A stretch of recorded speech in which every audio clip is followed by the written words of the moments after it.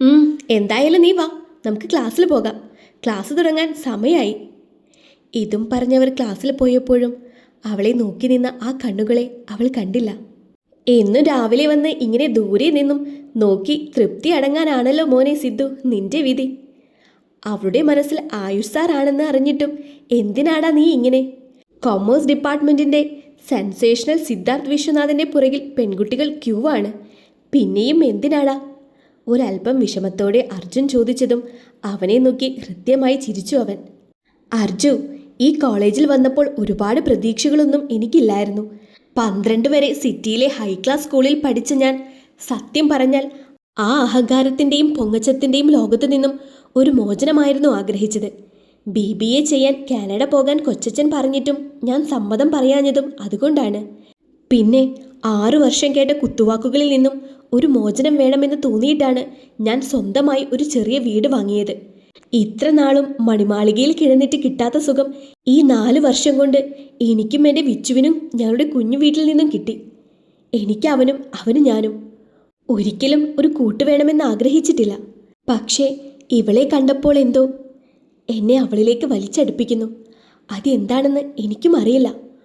അവളുടെ മുഖത്തെ ആ നിഷ്കളങ്കത, ആരെന്ത് പറഞ്ഞാലും എല്ലാം ഒരു ചെറുചിരിയിൽ ഒതുക്കും. ഓരോ തവണ അവളുടെ കണ്ണ് ആയുഷ് സാറിനെ കണ്ട് തിളങ്ങുമ്പോഴും എൻ്റെ മനസ്സ് വല്ലാതെ വേദനിക്കുമെടാ. പക്ഷേ ഇന്ന് നീ കണ്ടോ, അവൾ ആയുഷ് സാറിനെ ഒന്ന് നോക്കുക പോലും ചെയ്തില്ല. അപ്പോൾ എനിക്ക് പ്രതീക്ഷയില്ലേ? ആയുഷ് സാറിന് അവളെ ഇഷ്ടമാണ്. പക്ഷേ എന്തോ സാറിനെ പുറകിലേക്ക് വലിക്കുന്നു. അത് എന്താ എന്ന് എനിക്കറിയില്ല. പിന്നെ ഇനി അവരൊന്നിക്കാനാണ് വിധിയെങ്കിൽ ഞാനായി ഒരു വില്ലനാകുന്നില്ല. പിടിച്ചെടുക്കുന്നത് മാത്രമല്ല പ്രണയം, വിട്ടുകൊടുക്കുന്നതും കൂടി പ്രണയമല്ലേ? മാധവിക്കുട്ടി പറഞ്ഞത് നീ കേട്ടിട്ടില്ലേ? സ്വന്തമാകണമെന്ന് ആഗ്രഹിക്കുന്നവയെ സ്വതന്ത്രമായി വിടുക. തിരിച്ചു വന്നാൽ അത് നിങ്ങളുടേതാണ്, അല്ലെങ്കിൽ മറ്റാരുടെയോ. എൻ്റെ പെണ്ണാണെന്ന് ദൈവം തീരുമാനിച്ചത് അവളെയാണ് എങ്കിൽ എങ്ങനെയായാലും എനിക്ക് അവളെ തന്നെ കിട്ടും. പിന്നെ നീ സ്നേഹയോടൊന്ന് ചോദിക്കുമോടാ, എന്താ അവൾക്ക് ഇന്ന് ഇത്ര വിഷമമെന്ന്? ആ, ഞാനും എൻ്റെ പെണ്ണും എന്താ നിന്റെ ഹംസാണോ? ഇത്ര നാളും അവളോടൊരു വാക്ക് മിണ്ടാത്തവനാണ് നീ. എന്നാൽ എല്ലാ കാര്യങ്ങളും അറിയുകയും വേണം. എന്ത് നല്ല കാമുകൻ! പിന്നെ ചങ്കായി പോയില്ലേ? വൈകിട്ട് വിളിക്കുമ്പോൾ അവളോട് ചോദിക്കാൻ ഞാൻ. നീ വാ, നല്ല വിശപ്പ്, നമുക്ക് ക്യാൻറ്റീനിൽ നിന്നും എന്തെങ്കിലും കഴിക്കാം. അതും പൈസ ഞാൻ കൊടുക്കണമായിരിക്കും. നീയല്ലേടാ മുത്തേ ഞങ്ങളുടെ ബാങ്ക്. നിന്നെ കണ്ടാണ് ദിവസവും വീട്ടിൽ നിന്നും ഇറങ്ങുന്നത് തന്നെ. സുഖിപ്പിക്കല്ലേടാ മോനെ, ഇതെല്ലാം തിരിച്ചു തരണം. ഓ പിന്നെ ഒന്ന് പോടാ. നീ വാടാ മുത്തേ, ചേട്ടന് നല്ല വിശപ്പ്. ഇപ്പോൾ തോളിൽ കയ്യുമിട്ട് പോയതാണ് സിദ്ധു ആൻഡ് അർജുൻ. സിദ്ധു എന്ന സിദ്ധാർത്ഥ് വിശ്വനാഥ്, മംഗലത്ത് വീട്ടിൽ വിശ്വനാഥൻ്റെയും രേണുകയുടെയും മൂത്ത പുത്രൻ. ഒരനിയൻ വിഷ്ണു വിശ്വനാഥ്. അച്ഛനും അമ്മയും ഒരു ആക്സിഡൻറ്റിൽ മരിച്ചു. ഇപ്പോൾ ചേട്ടന് കൂട്ട് അനിയനും അനിയന് കൂട്ട് ചേട്ടനും. കൂടെയുള്ള സിദ്ധുവിൻ്റെ വാലാണ് അർജു എന്ന അർജുൻ. BBA പഠിക്കാൻ ഈ കോളേജിൽ വന്ന ദിവസം കിട്ടിയ കൂട്ട്. പിന്നെ ഒരാൾ കൂടിയുണ്ട്, അക്ഷയ് എന്ന ഇവരുടെ എല്ലാം അച്ചു. സിദ്ധുവിനെക്കുറിച്ച് എല്ലാം അറിയാവുന്ന 2 പേര് ഇവർ മാത്രമാണ് കോളേജിൽ. എപ്പോഴും വളർത്തി നിർത്തിയേക്കുന്ന കുറ്റിത്താടിയും ജിം ബോഡിയും, പിന്നെ സ്പോർട്സിലെല്ലാം ആക്റ്റീവും. കോളേജിലെ പല പെൺകുട്ടികളുടെയും ക്രഷാണ് ചേട്ടൻ. കഴിഞ്ഞ 3 വർഷവും ചേട്ടൻ ബ്രഹ്മചാരിയായിരുന്നു എന്നത് മറ്റൊരു സത്യം. ഇതേ സമയം മംഗലത്ത് വീട്ടിൽ. നീ എന്തിനാ സീനെ വെറുതെ ആവശ്യമില്ലാത്ത കാര്യങ്ങൾ പറയുന്നത്? ഞാനിപ്പോൾ സിദ്ധുമോൻ്റെ കമ്പനി കാര്യങ്ങൾ നോക്കിയെന്ന് പറഞ്ഞ് എന്ത് പറ്റാനാണ്? നിങ്ങൾ എന്തിനാ പ്രസാദേട്ടാ വെറുതെ അതൊക്കെ നോക്കുന്നത്? ആ സമയം കൂടി നമ്മുടെ കമ്പനി കാര്യങ്ങൾ നോക്കിയാൽ പോരെ? അവൻ കൊച്ചുകുട്ടിയൊന്നും അല്ലല്ലോ.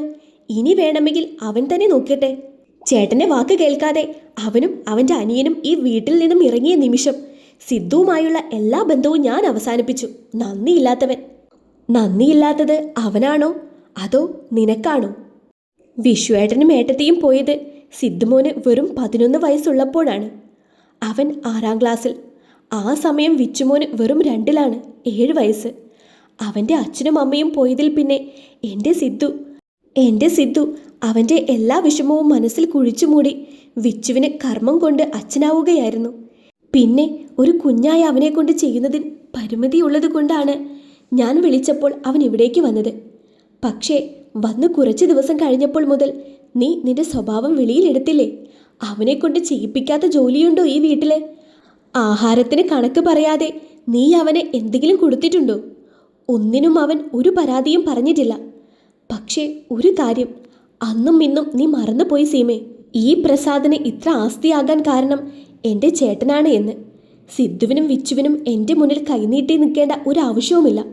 അവർക്ക് വേണ്ടതെല്ലാം പോകുന്നതിന് മുൻപ് എൻ്റെ ചേട്ടൻ ചെയ്തിട്ടിട്ടുണ്ട്. പിന്നെ നിന്നെപ്പോലെയുള്ളതൊക്കെ കുടുംബത്തിൽ തന്നെ ഉള്ളത് കൊണ്ടായിരിക്കും അവൻ്റെ കല്യാണം കഴിഞ്ഞു മാത്രം സ്വത്തുക്കൾ മുഴുവൻ അവൻ്റെ പേരിലാകുമെന്ന് വെച്ചത്. വിച്ചുവിനുള്ളതും അങ്ങനെ തന്നെ. ചേട്ടന് അത്രയ്ക്കെന്നെ വിശ്വാസമായിട്ടല്ലേ അവൻ്റെ പഠിപ്പ് കഴിയുന്നത് വരെ എല്ലാം എന്നെ നോക്കി നടത്താൻ ഏൽപ്പിച്ചത്. പക്ഷേ ഇപ്പോൾ ഓഫീസിലെ പ്രധാന കാര്യങ്ങളെല്ലാം തീരുമാനിക്കുന്നത് സിദ്ധുവാണ്. അവൻ്റെ ക്ലാസ് കഴിഞ്ഞുള്ള സമയം സിദ്ധു ഓഫീസ് കാര്യങ്ങളും ചെയ്യാറുണ്ട്. നീ കാരണമല്ലേടി എൻ്റെ മക്കൾ കൊട്ടാരം പോലെയുള്ള അവരുടെ വീട് അടച്ചിട്ടിട്ട് ഇപ്പോൾ ഒരു ചെറിയ വീട്ടിൽ താമസിക്കുന്നത്. ഇതിനെല്ലാം ദൈവം നിന്നോട് ചോദിക്കും. പിന്നെ ഓഫീസ് കാര്യങ്ങൾ നോക്കണോ വേണ്ടയോ എന്നത് എൻ്റെ തീരുമാനമാണ്. അതിൽ നീ ഒന്നും പറയേണ്ട കാര്യമില്ല. നിനക്കും മോൾക്കും ഒന്നിനും ഒരു കുറവും ഞാൻ വരുത്തിയിട്ടില്ലല്ലോ. അതുകൊണ്ട് നീ പോയി നിന്റെ ജോലി നോക്ക്.